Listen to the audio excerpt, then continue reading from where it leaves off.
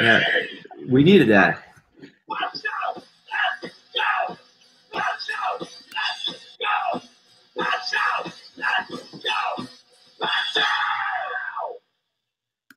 That's perfect. All right. So I don't know, Nick. I think we're broadcasting. You know what? That's what you want to hear, Mike. That's what you always want to hear. We're on the air. I think we're rolling. Yep. I think we're launching. We're used to having someone else handle all the technical stuff for us, but so we're just kind of winging it right now. So I don't know. How's your off season going? Great. You know, I was trying to think a few minutes ago. I was eating a bowl before the show of what the Patriots drain of me, life, and at the same time what they give to me as well. And I was trying to think, what's the one adjective I would choose to use to describe this offseason so far? And I think it would be manic, in so much as not from the team perspective, because it's not Belichick's job to manage the expectations and emotions of the fans, the many millions of Patriots fans regionally and internationally. It's not his job to satisfy our curiosity or our wants and wishes. They're not collecting talent, as we know. They're not building a fantasy team. They're not in the business of making us happy. Hopefully, at the end of it all, if they are the one team that rules them all, then we'll be happier than any other fan base. And of course, that leads to the insufferability and the online criticisms of us. And that's what actually does make us happy. It's manic from our perspective, because I don't think that the fans think that the Patriots had, well, I think fans think they had a plan. I don't think fans believe they had the best plan for the fans' expectations, not for the team.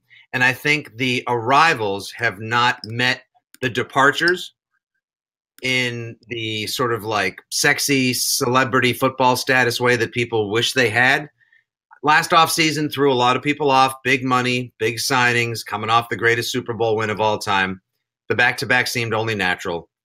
And now they're back to good old-fashioned letting the stars depart, building that strong middle class, which is what the Patriots are all about.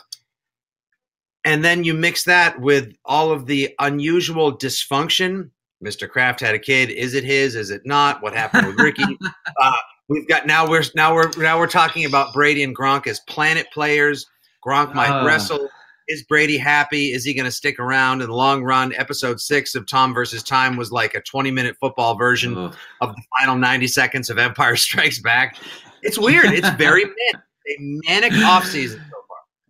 Yeah. I mean, it's it's crazy to me. It's just like nobody learns anything every offseason. And then I know that there's been certain moves that like are, the Adelius Thomas move that was like surprising way back in the day where they just came out swinging, and Gilmore last year.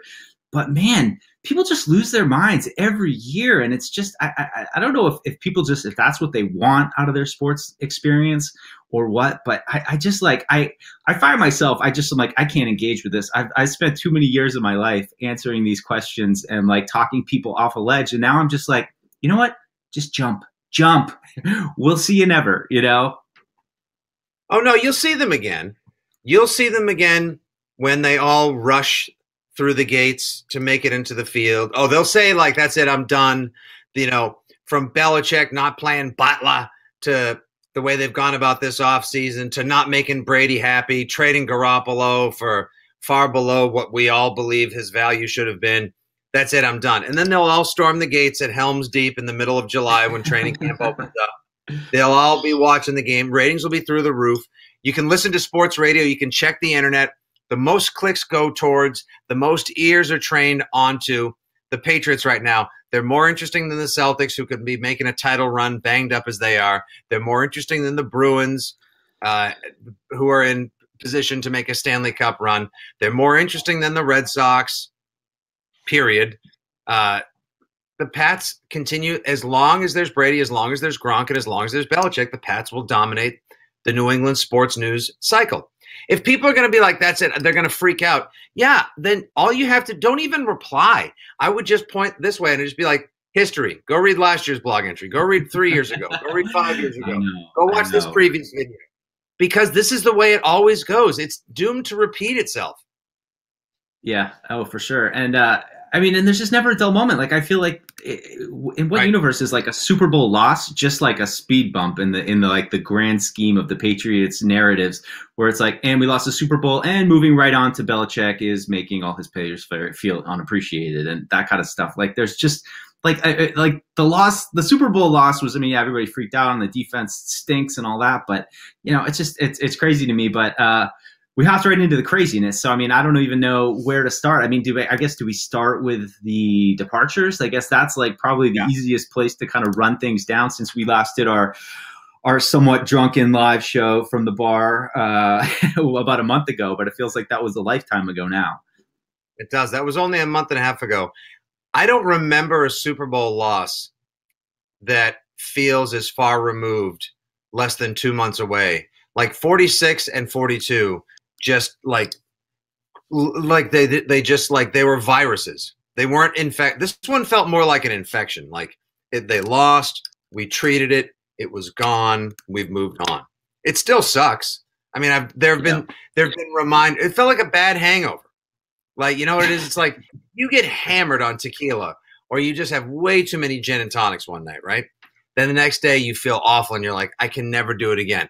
There's a different panacea for it. There's different balms and salves and cures, right? You could do a million different things to cure a hangover. But if you walk by a bar or someone else has gin or tequila, anytime over the next like 3 to 6 weeks, 4 months, whatever, you smell it and you're like, oh my God. So little things, that's how I feel now. They remind me of Super Bowl Sunday. My kid talks about the Patriots and wears that same shirt. Ah, son of a bitch. I watched Tom versus Time. It reminds me of what could have and should have been. You know, it's not supposed to be easy, but it's a good first world football problem to have. You know what I've noticed with you, Nick, is that your big mistake drink is gin and tonics, huh? Like that's always the like drink where you're like, it's never, oh man, I had too many IPAs last night. It's always the gin and tonics that get you, huh? Always the gin and tonics that get me, because they calm my nerves faster than any other drink, and they sneak up on me. They are.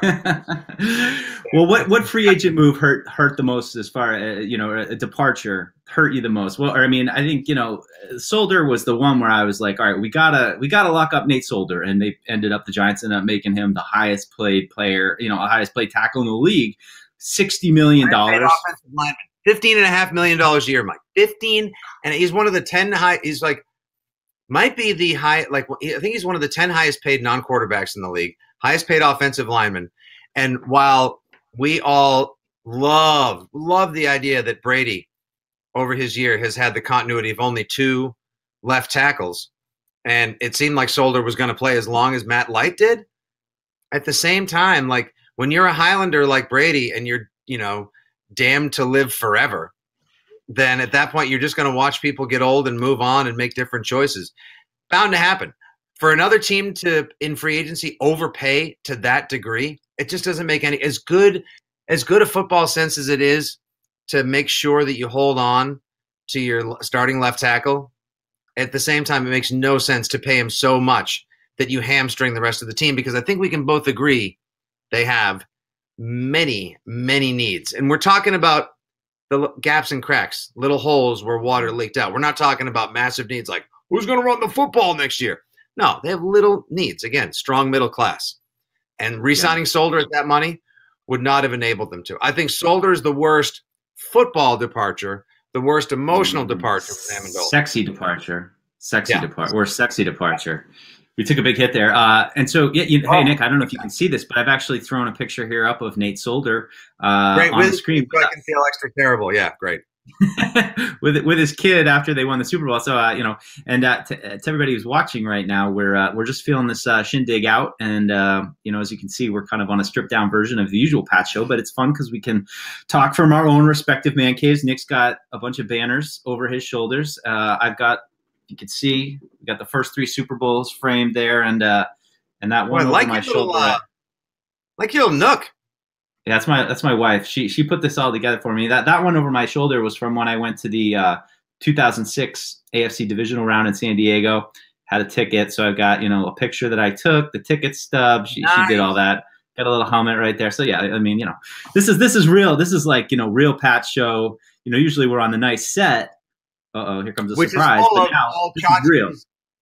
Yeah, this those is are real. your This real shots. Yeah. But I'm like maintaining. I'm like look, my house is like my life, which is like my on-screen presence. It's a rolling, entertaining shit show.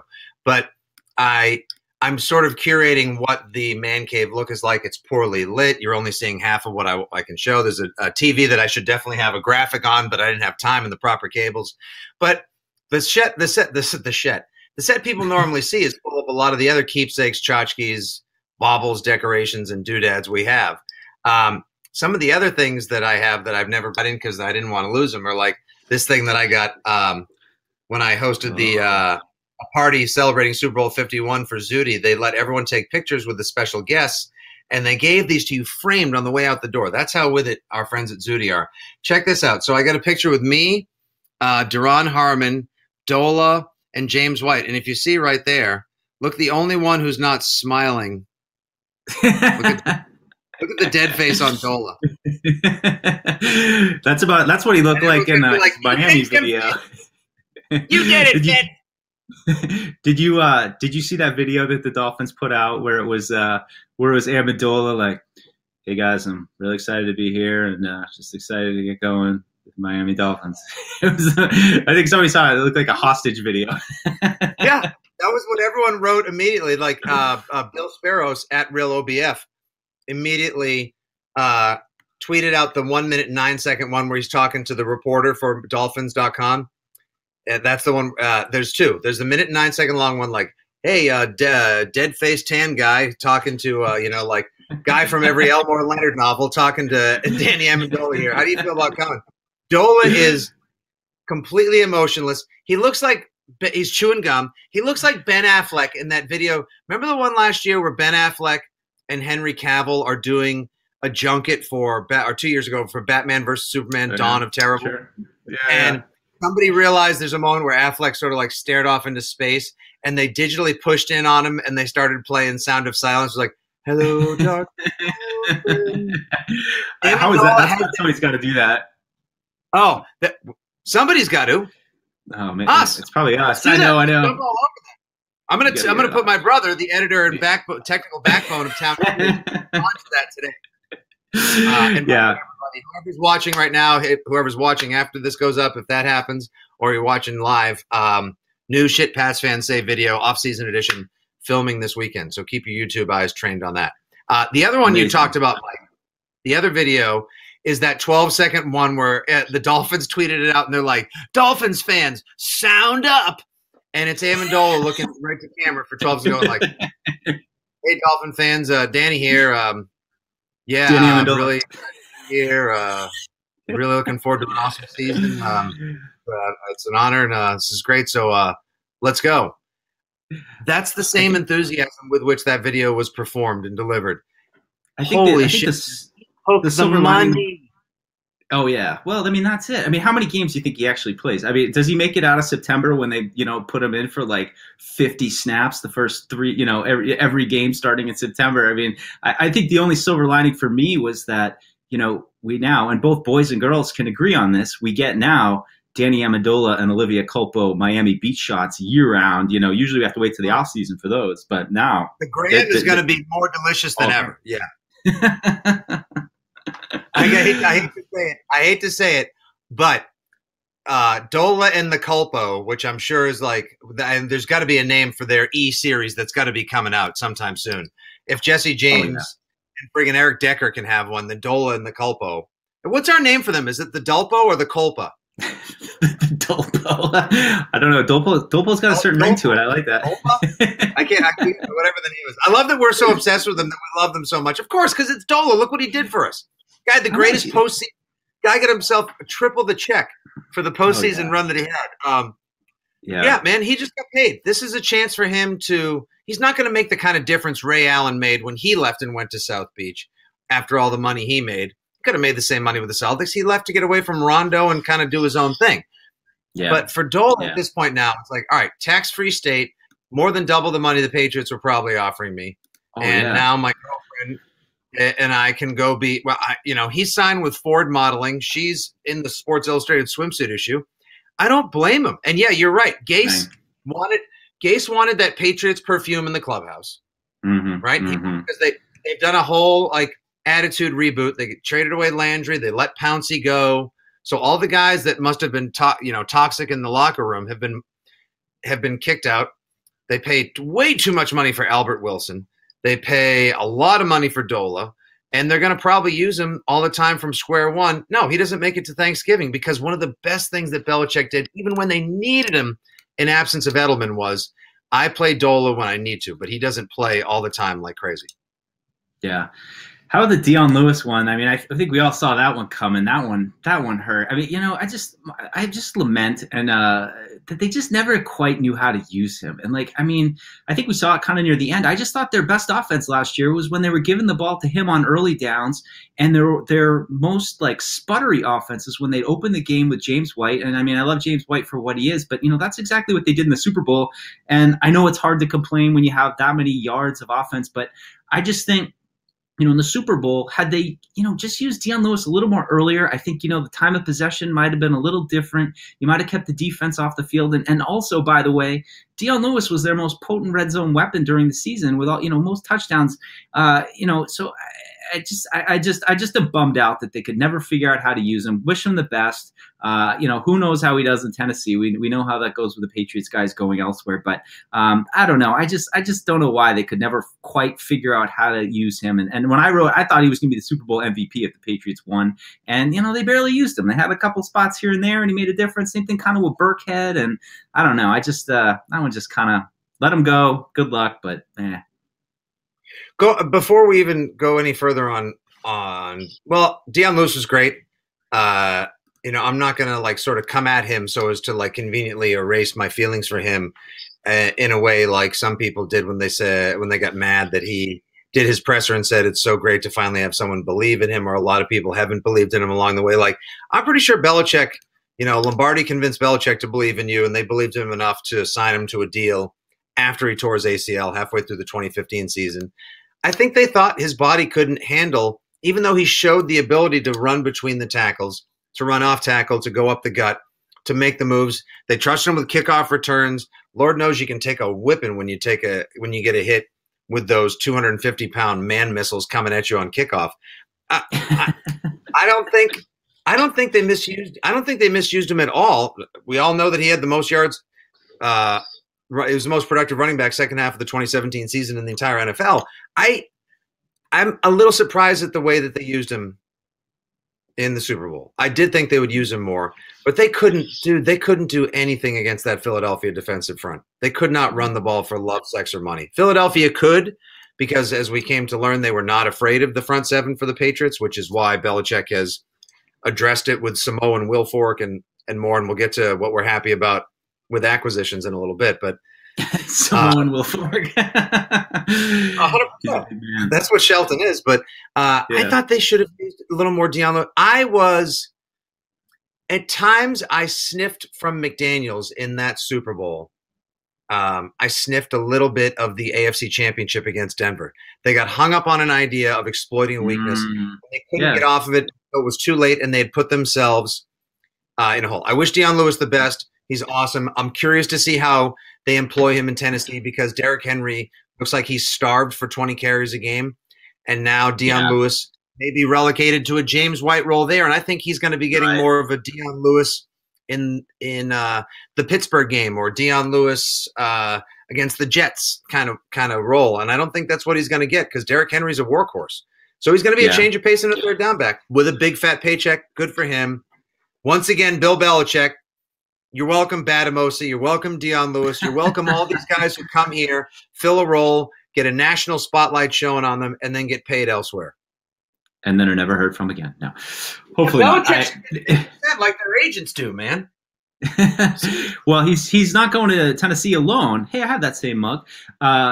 He's going with Malcolm Butler, which seemed like inevitable that Malcolm Butler was going to leave and get a huge payday. But I thought there was some interesting stuff that came out after Malcolm Butler left, in that, even him kind of saying, I don't know if I was quite ready to play in that game, which, kind of put a little bit of cold water on everybody's outrage. But, also that the Patriots had offered him a pretty sizable contract last year that, wasn't that far off. That I don't know. That's I don't know, but it just adds to the intrigue and the mystery surrounding that whole thing. Right. Wouldn't you say though, Mike? Aren't you almost kind of glad? Because I am. I'm a little glad actually that the Malcolm Butler interview went the way that it did. With Jeff Howe talking about, like you said, cold water on the conspiracies and everyone's lava hot reaction to Belichick not playing him in Super Bowl 52. Yeah, I don't think he should have started. I don't think he probably should have seen the field the whole first half. Exactly. And they should have learned, and he should have been inserted. And I love the fact that Butler said Belichick, don't. He told the fan base that adored him so much and will always be grateful for the play he made and what he gave to the team for those 4 years.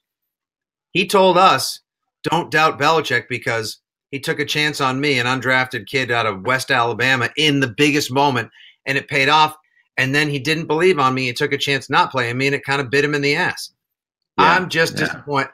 Everyone's disappointment is with Belichick not putting him in the second half. Right. Then again, you know what? I hate to say it, but the guys he puts in, 2 or 3 plays, Jordan Richards doesn't let that kid go for 50 yards and get his junk handed to him on that play, on that wheel route. Batamosi. But see, that's the thing. That tackle on Aguilar. That's the one play. That's like you brought it down. Like Butler makes that Batamosi tackle, and that they're punting. That's the moment where you're like, but one play. The other thing I was wondering too, quick question is Minnesota's defense is, everybody's saying how great they are, and they've had a good offseason so far, and they were shredded by the Eagles, and then the Eagles defense was also shredded by the Patriots, even though they won.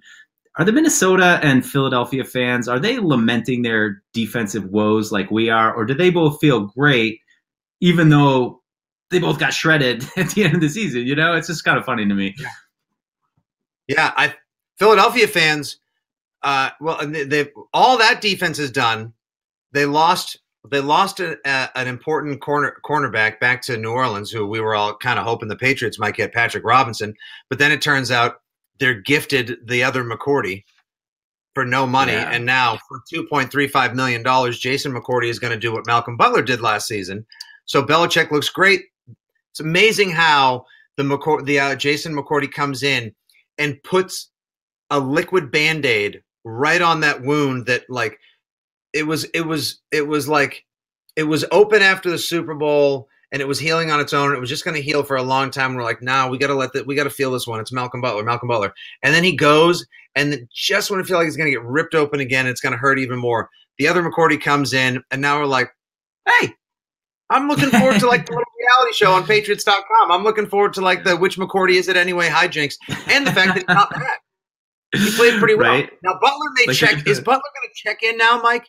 Because everyone described him. Now you believe these reports, from a Bedard maybe, or hearing things from Giardi maybe Butler was a little checked out last year. Maybe Malcolm Butler did have his head in his next contract, and it bit him in the ass, and maybe that did factor into Belichick's thinking overall, in addition to how he felt about him physically heading into Super Bowl 52. Yeah, I don't know how you can take anything else away that Belichick there was something off, and he just didn't seem like a Malcolm Butler fan for whatever reason. I don't know. It's just, if it all went back to the Gilmore thing and, he felt like he should get paid, but he didn't have a good season. That's pretty much undebatable. I think Butler even said it himself that he had a down year. So, I don't know. There were so many things going on, and you realize that there's so much going on behind the scenes that we are not privy to, and things get selectively leaked and sometimes embellished. So you don't really know what the truth is ever behind the scenes. But all I know is that I love Butler early on. I just thought he was their best young corner since Ty Law, better than Asante, just because I thought he just played aggressive and had that, I hate the word swagger, but he had that kind of swagger. One thing I will say though, the Butler that just always annoyed the hell out of me was he never committed a penalty that he thought was, oh yeah, the ref got me on that one. Or he never gave up a close catch that was actually a catch. It was always, everything was just, no, that I didn't do that. No, I didn't, it's just that kind of, all those reactions. It wasn't, ever just yeah, good play, I'm going to move on to the next one. He always kind of had something to say, but, right. I'm going to miss them, but I think they'll be okay. Well, there's every reason why you would miss him because of the attitude, because of the intensity, because of the play. That he became a star because of Patriots. Like, he's so closely associated with greatness. He's so closely associated with the fourth ring, that incredible victory, with Super Bowl history. Of course, how many millions of shirts are there around? The Butler did it, blah, blah, like Butler. I mean, that was like Welker even. Like, he just had a natural name. He had the natural fit. He had the natural attitude. He made one of the greatest plays. Everything about him seemed Patriot. This isn't like, Larry Brown winning Super Bowl MVP for the Cowboys 20 years ago and leaving. This isn't like Malcolm Smith, the unheard of linebacker, winning MVP for the Seahawks against the Broncos in Super Bowl 48 and then like getting paid to go elsewhere. Like, this is Malcolm Butler. He was a huge integral part of the team. And then he ran into the Belichick, what is the Turing system or whatever? Like, what machine did Alan Turing decode in The Imitation? Oh, yeah. It was Enigma. No, that was something. Malcolm Butler ran into the Belichick offseason Enigma machine, and it just you don't win. You don't win against. You don't win against salary cap Watson. I hate to say it. You just don't. Yeah. And we have a question, Mike. Stacy Lowe wants to know. Are either of you surprised Butler went to Tennessee as opposed to Detroit? It's a good question. I mean, I don't know. I mean, obviously with Matty P and then with Vrabel, it's they're kind of the same. I would. They're similar situations. I mean, I don't know. I mean, what would you pick? Who do you think is more likely to win quicker? I love the Tennessee. I think the Tennessee roster. I already thought the Tennessee roster was pretty loaded. I thought that's where McDaniels would have or could have or should have gone if he was going to depart this offseason. They've got wide receivers, got a great feature back. Now they've got a second one. They have a decent secondary. Adoree Jackson is an up and coming cornerback. They've got some okay safeties. Got a good there's plenty of talent there. I always thought Mularkey was one of the most uninspired choices. Mike Mularkey makes Doug Marrone seem like Drake. I mean, so low intensity. He's so dodgy and traditional. What is this Mularkey? I can't hear his name without. I know. What is this Mularkey? And you can even tell the way Tennessee felt about him. They're like, all right, we're going to give you a new contract because you took us to the playoffs and you steadied the ship and you won a game. Wait, hold on a second. No, the refs gave us that game in Kansas City. We never should have won. You're terrible. And now with Vrabel, he's going to bring more creative schemes. He's going to bring the energy. He's got the defensive bona fides. I think 100% that's a great hire for them. You add a third solid corner who's got something to prove now. He's got his big check. He can post all of his awesome, sharp focus, $1 million outfit, private plane, Mac Beasy Instagram pictures now, and talk and act like he's got the swag and play someplace he should be comfortable. Good for him. Now, Patricia in Detroit, he's got a great cornerback in Darius Slay. He's got a good pass rusher in Ziggy Ansah. Got some young linebackers. Okay, great. I don't know how I feel about it. I think Detroit, they're still wildly uneven. I need to see the rest of free agency. I want to see their draft. I'm very happy. Natural fit. Talk about a no-brainer for LeGarrette Blount to go there. No-brainer. That was the one we should have seen coming. Yeah. That's an easy slam dunk. Well, let's stop lamenting who left and talk about who came because I'm going to lament it my whole life. We're going to just cry for an hour. I mean, a little bit of a late start, but I mean, I think the Danny Shelton move. It was that was just kind of vindicating for me personally, just because that whole week everybody was just clamoring for Richard Sherman and Aqib Talib, and I was just like, really? Like, we have the most expensive, second most expensive secondary in the league, and you want to add one of these old ass guys when your front can't even, and then both those guys go elsewhere, and they bring in Danny Shelton, who was just a beast. I mean, a big guy, huge, fits in the middle of that line, can really turn around that run defense that was quietly very poor last year. It just gives you two big bodies, or a body to go with Malcolm Brown. I mean, I thought Lawrence Guy was good last year, wasn't as good as Alan Branch 2016, But now they've got, really solidified that rotation. And I thought Shelton was just, just the right move to kind of kick things off with just, big front seven body who can, really cause problems. And, geez, what did you call him? Samoan Wilfork. Samoan, 100% Samoan Wilfork. Now, you said it was quietly, but the run defense was quietly bad last year. It wasn't quietly bad. It was glaringly bad all season. Like, we knew it was bad right from the day. Look at this guy. Yes. Yep. I need that guy. I need somebody who looks like a football equivalent of a character from God of War on my team.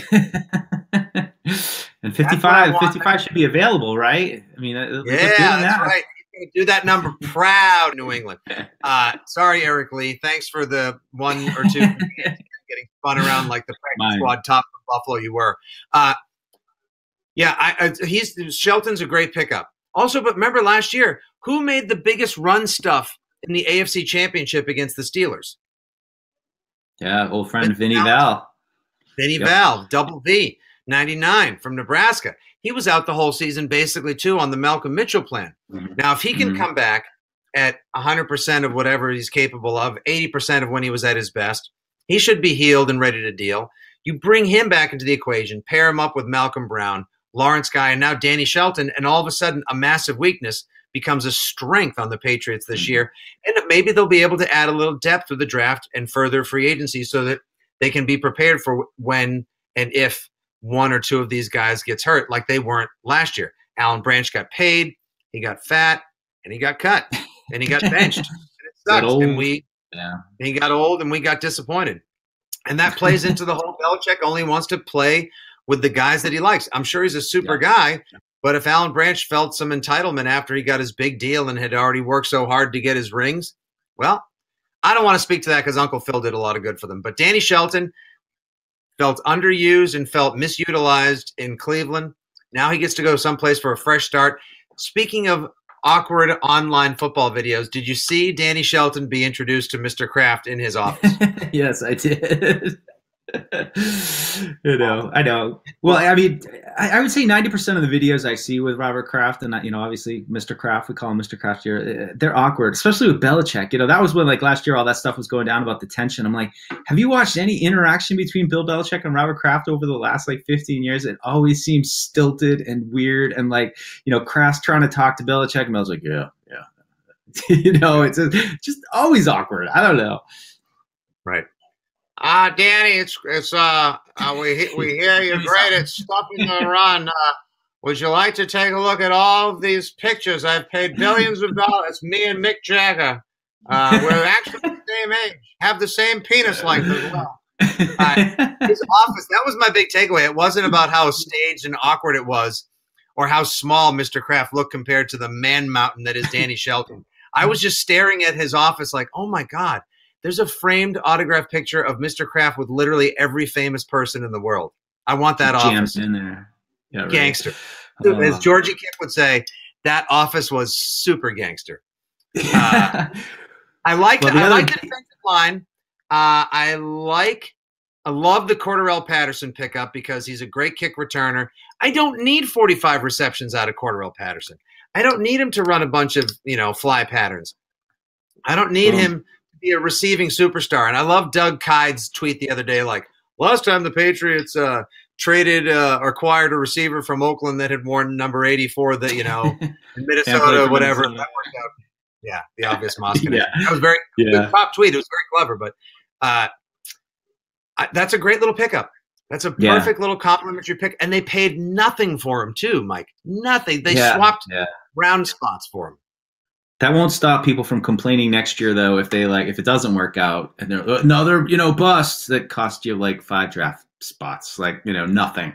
I think the other thing too with Patterson, it's after the Matthew Slater news of visiting Pittsburgh, and Patterson had such a good year as a gunner last year, and it's just you look at the things he can do, and it's well, he could definitely replace Dion Lewis as the kickoff returner. He's not really a punt returner. I know some people, including well-informed Tony Maserati, thinking he's going to protect Edelman in that regard. Sorry, Tony.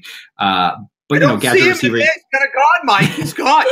Wow, what a shock that Felger and Maz didn't like the Patterson trade. Shocker. you don't have to listen to the radio. There's music, and you can just read Pat's stuff otherwise. But he can replace Amendola a little bit, and then he could maybe potentially replace a little bit of Slater, who it's as much as hard as that is to hear, and then you get the people who are like, well, he's 33, he was injured all last year, and it's like, oh god, yep, he was, but and when he's is. Healthy, and, he's the best.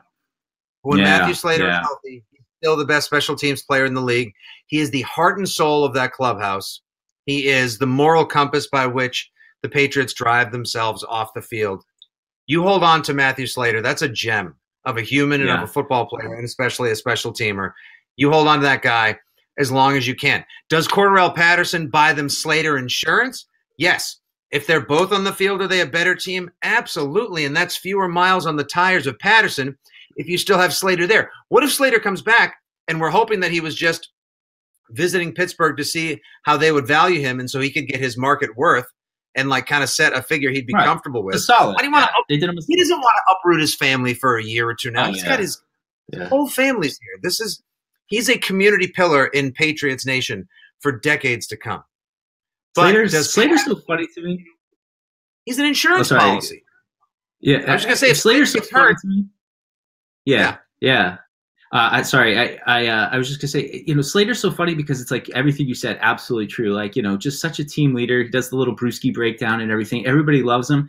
Although I will say, I hate him as a receiver and I hate him as a kickoff returner. And whenever I see him playing in those roles, I suddenly go into white rage of not Matthew Slater. But anytime he's in any other role, I'm like, I love him so much. Wait, is he returning a kick? God damn it!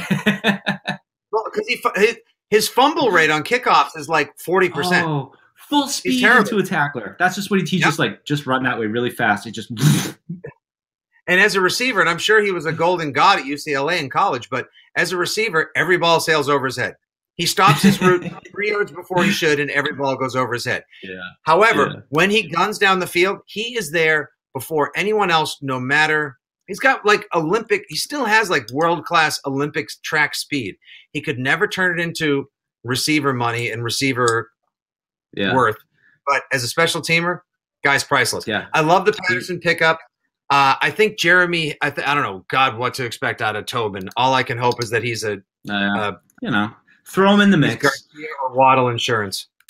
Well, how about so Adrian Claiborne was another, that's one of the other big acquisitions. Throw a picture up of him. I think I really like that one. I mean, I just think they, you saw with James Harrison, they brought him in and he played the whole Super Bowl. I mean, they just needed so much help on the edge. They'll definitely get some reinforcements back with Hightower and Rivers, but I think Claiborne just gives you that kind of down lineman, really tough guy you can pair on the edge with Trey Flowers, working Dietrich Wise with in the rotation, but just gives you that veteran presence. I don't even care about the sacks. I know everybody's like, oh, he had 6 sacks that one game. He had 6 sacks. It's 6 sacks.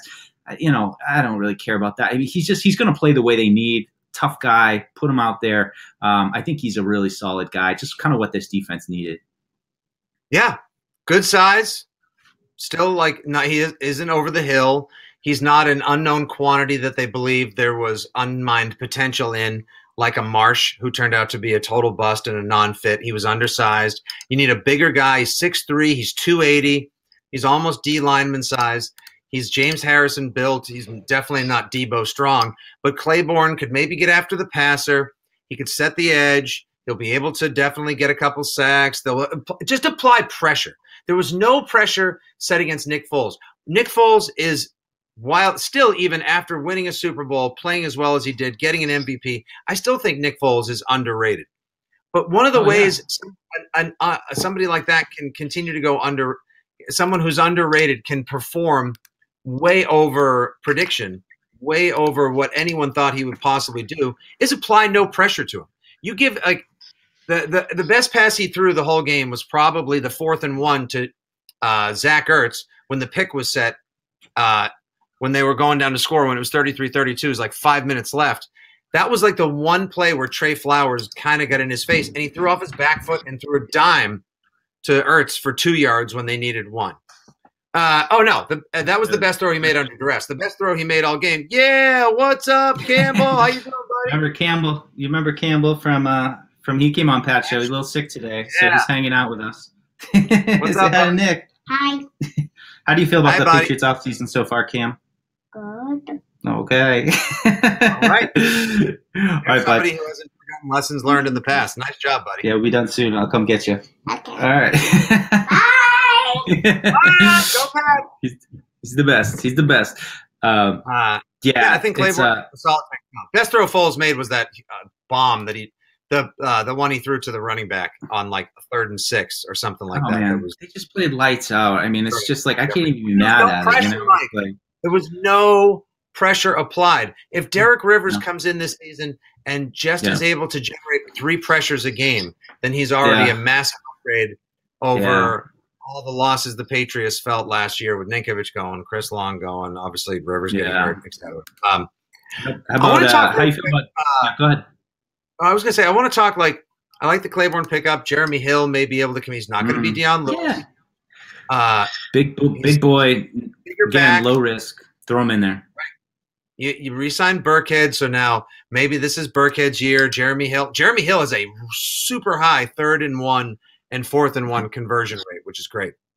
Yeah, which is something they needed last year. Gillisley sucked at that. Him and Gillisley. Remember how bad Gillisley was in the opening game?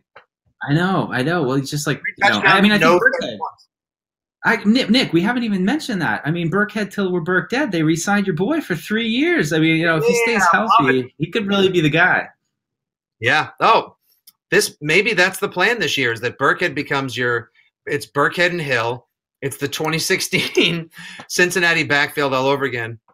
I can't wait till they get Giovanni Bernard next year, and they'll have the entire 2015 Cincinnati Bengals backfield in New England, which will be awesome. You got Burkhead and all of his utilitarianism this year. He's my boy, the super Swiss Army knife. James White remains your steady 3rd down back. Bringing in Jeremy Hill for the big backyards.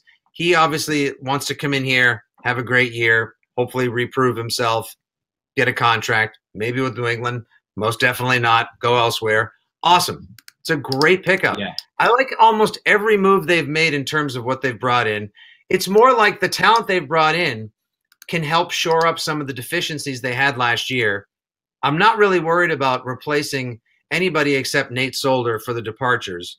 It's more about the emotional losses we've sustained. We've got good draft capital. Pats can definitely make some great moves.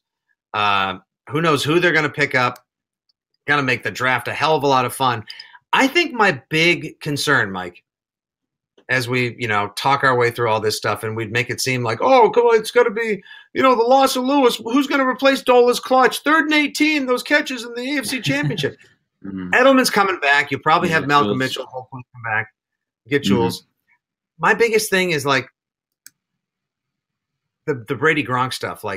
Is there I don't think it's as easy to discredit some of the internal dysfunction or some of the awkward feelings that have gone on because it's weird. There's something like my go-to line has been like something's rotten in Foxborough. It's a little I just put the Giardi tweet up, which I think is, and then one interesting thing about that is how's he making them feel unappreciated in the middle of March? That, I was just like, why is this coming out now? Brady's out in Montana, Gronk's dressing up like a leprechaun, touring the South. It just feels,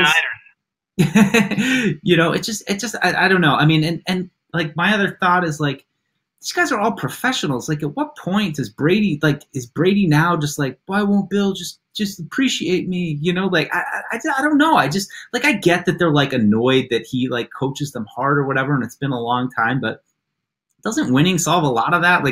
Aren't they willing to put up with that? At this point now, Brady's going to be I can't take it anymore, man. All that kind of stuff. And and now the Gronk stuff with the WWE, who knows how true that is. So I wrote this week, I feel unfortunately, regardless of how true or not it is, or, to what level this is actually true, we're going to be stuck with this one. We're going to be stuck with this one, just like we're stuck with Garoppolo and the comparison of should they kept Garoppolo and did they get enough for Garoppolo. We're now going to be stuck with Brady hates Belichick, and there's no way around it. And they could come out together, have a joint avocado summit press conference and, say, hey, we're all good now. We're all good.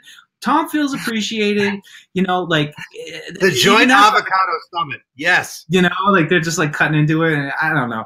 I mean, I don't know. Unfortunately, it's going to be part of, when Tom Brady's dad talked about, it's not going to be a clean end. I mean, I think this is going to be part of it, unfortunately, and how true or not it is. This is it. Massive egos are in play here. Massive, massive egos. And I think it would be foolhardy for all of us to think that either Belichick or Brady can subvert their ego or their want to feel either appreciated or credited for a lot of the accomplishment. And now there is a little bit of a power struggle. I find myself feeling that way sometimes.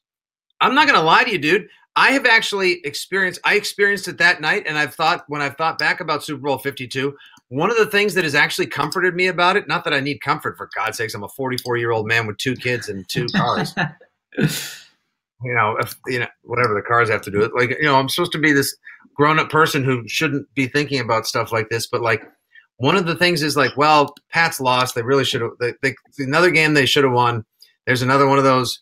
If they'd done this and that, Brady would have another ring. Like he needs more than the 5 he has. I'll tell you, the fact that Brady plays well like softens the blow for me. And I don't want to blame Belichick for it because look at how much Belichick has done for the Patriots over 2 decades. But I think a lot of people felt the same. I think a lot of people feel the same way. They're like, well, at least Brady played well, but now I can just be like, yeah, thank God I'll never see Jordan Richards again and Badamosi's gone. I know. So, it's funny because I think somebody on our show was a big fan of Badamosi for a couple of weeks there early on, but I won't say who it was. It might have been me, but I liked him early on. But man, he had a rough end, and as you said, I heard about you're. Which made me glad that he left. Like, get rid of that guy. Later. Talk about locker room problems, but whatever. But Nick, what does Belichick have to do as we wrap up here? We get ready. Like, what can he do to win back the locker room? Nothing. Absolutely nothing. Just keep doing. Just do you, Bill. He's never, and that's the thing.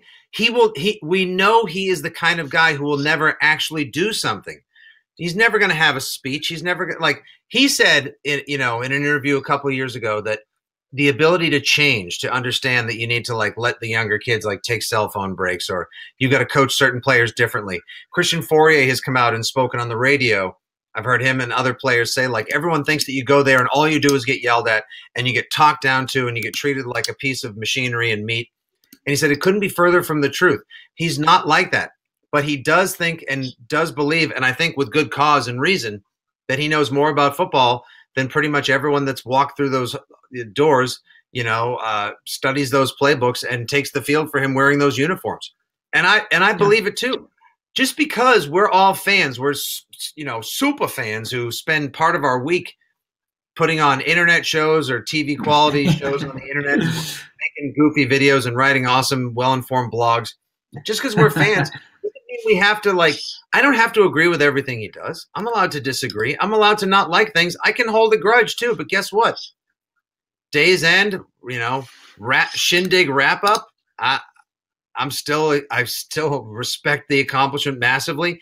All I want him to do, go back out there and have him do him. That said, the way that he maybe treats Brady or Gronk, I'm not going to worry about the Gronk thing now. He'll get over it. He'll be fine. Yeah. The Brady stuff, that would sort of be like if for some reason Scorsese just, dressed down Robert De Niro on the set of a movie one day. You know what? I'm pretty sure if Brady, great directors always have their go-to actors they work with. And who's to credit for this amazing movie? The performance of this actor or the direction and, steady craftsmanship of this director? It's both. Mm-hmm. Yeah. But sometimes that director doesn't need to remind the actor how to act. You let him do him. You take care of you. And last I checked, Bill, you may need to spend a little more time in the huddle working with B-Flow, with Brian Flores, your new untitled defensive coordinator. Last time worrying about Brady McDaniels. Yeah, I'm excited about a little transition there, a little new blood, little all that kind of stuff. He's not giving him the title yet, and keep him away from the media. We'll see if it's still kind of, how's the defense going to evolve? Same kind of thing. Ton of yards, not a lot of points. We'll see. It's maddening to watch, but But yeah, well, I think this went pretty well. I hope. I don't know. We're feeling it out. You know. Hey, Mike. Before we go though, give me your either next move you see them making or something you want to see addressed before the draft. I think I know what it is, but at the same time, because you study the depth better than anyone else, for God's sakes, you curate the Hoodie database and you put out depth charts every other week in the offseason. It's a Hoodie question. I think I know what it is, but here. Yeah, well, there's got to be left tackle. I mean, I would love to add Fleming and let Adrian, your buddy, back. You know, throw them both back. I know they were visiting Dallas yesterday. You know, especially when you just made this newfound friendship, I feel like, you know, you got to get Adrian back. You know, and I just like to see more linebackers. You know, I mean, I think that's one of the biggest weaknesses of this team was just, you know, covering the flat and having to use Jordan Richards and having to use safeties. And, you know, now Shea McClellan, you know, was cut. So, I mean, that does damage. And you're looking at Landon Roberts and, you know, I mean, my prototype, and this is stupid because it's, you know, he's an amazing player. Luke Kuechly, even Bobby Wagner, those kind of guys, those mobile middle linebackers who can kind of, you know, just take some of the pressure off the safeties and still bring a physicality in the run game, but also a range in the passing game. I think, you know, if you want to upgrade the defense right now, that's the kind of player you need to add. And I know they don't grow on trees and, you know, it's hard to draft one. But I think that's kind of the missing element to the defense still, as I see it. I couldn't agree more. And that's exactly where I thought you were going to go with that. That is a glaring weakness. That's a Grand Canyon sized chasm of a weakness on the team. It was exploited every game all year, from wheel routes, crossing patterns, pick plays, everything. There wasn't anyone quick enough, strong enough, and intuitive enough over the middle to make those plays for the Pats, and they got picked apart all year. I was hoping maybe like a Preston Brown from Buffalo would have maybe come into the equation. He went to Cincinnati. There was that kid from Tennessee that went to the Jets. I don't think they have huge money there, but maybe they'll be able to find either another hybrid safety linebacker. Like I think there's that kid Sua Cravens who got a couple concussions, who played for Washington and I think is going to be looking for a new team. They need some linebacker help. They do. They need depth through the draft, and maybe do they bring Cassese back in? I'd love to see it. For sure. Well, I think that'll do it for our inaugural Shindig, and we'll try to figure out how to get these onto Facebook. What do you think, Cam? Anything to add to the party? No. Like what party? The Patriots party? No. The Pats party, kid. We get to go to the doctor now and see what's going on. Oh, wow. Well, take your medicine. Do just like all Pats fans did after the Super Bowl, buddy. Take your medicine. Work on your pliability. Avoid the inflammation. No nightshades. And yes, world, we get it. Tom Brady hates strawberries. Cool. Well, it's good to catch up with you, Nick. And thanks for everybody who tuned in. And hopefully next time it'll go a little bit smoother, and we'll try to get it on Facebook and keep it going through the off season before we can get back into the studio. What are you talking about, man? This was great. I enjoyed the hell out of this. I love every chance to talk Patriots. As a matter of fact, this is almost therapeutic for me in a lot of ways. Hopefully we can do it more. And big moves happen in the offseason. We should check in again here on the Shindingo, whatever this is. Thanks to the internet. Thanks to Mark Zuckerberg for listening in and exploiting all of us and our friends and targeting ads at us. And go Pats. I'll talk to you soon, buddy. All right. Bye, buddy. We'll talk to you soon. Thanks, everybody, for joining us.